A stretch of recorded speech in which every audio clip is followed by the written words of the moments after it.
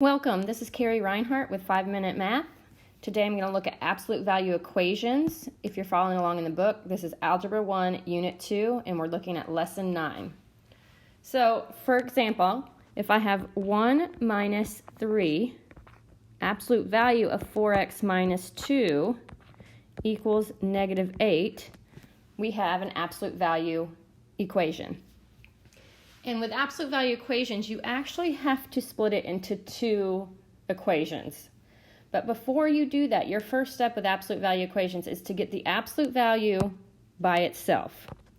So the absolute value portion is this whole absolute value of 4x minus 2. So we need to get everything else on the other side. So I need to get rid of this 3, it's actually negative 3, and I need to get rid of this 1. So that's a negative 3 times that absolute value, and then we just have an understood plus 1. So we need to get rid of that plus 1 first because we go in reverse order of operations. And to do that, I'm going to subtract 1 from both sides. So that those cancel. And now I've got negative 3 absolute value of 4x minus 2 equals negative 8 minus 1 is negative 9. Now I can divide by that negative 3. Again, we're trying to get the absolute value portion by itself. So that those cancel.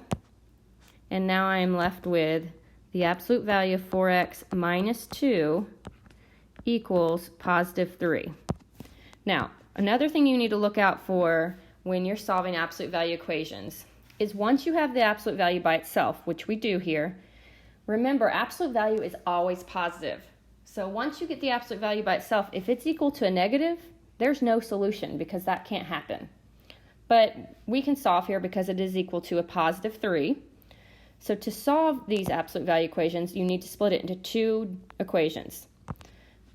What you do is for the first one, you rewrite it just as is, but put parentheses where the absolute value is.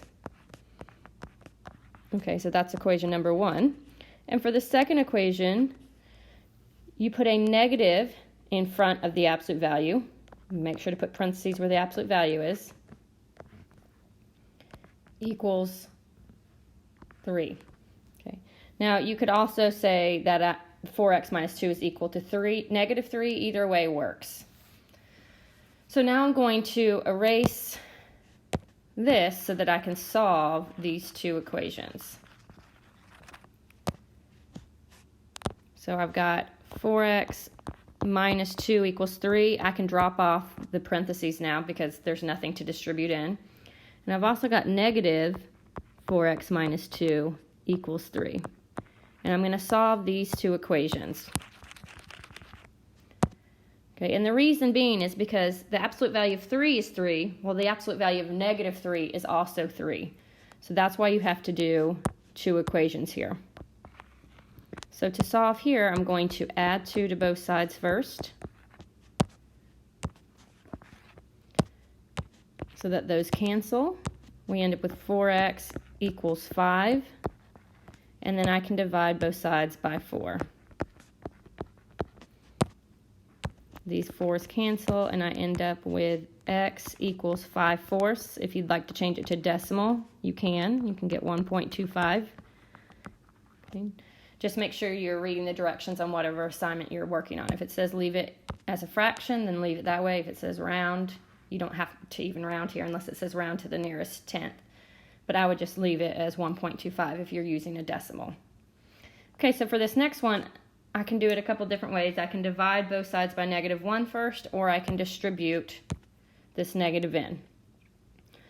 I'm going to distribute the negative in because I know that's what most students would do. Remember, this is like a negative 1 here. So when I distribute the negative 1 times 4x is negative 4x. And negative 1 times negative 2 is positive 2, equals 3.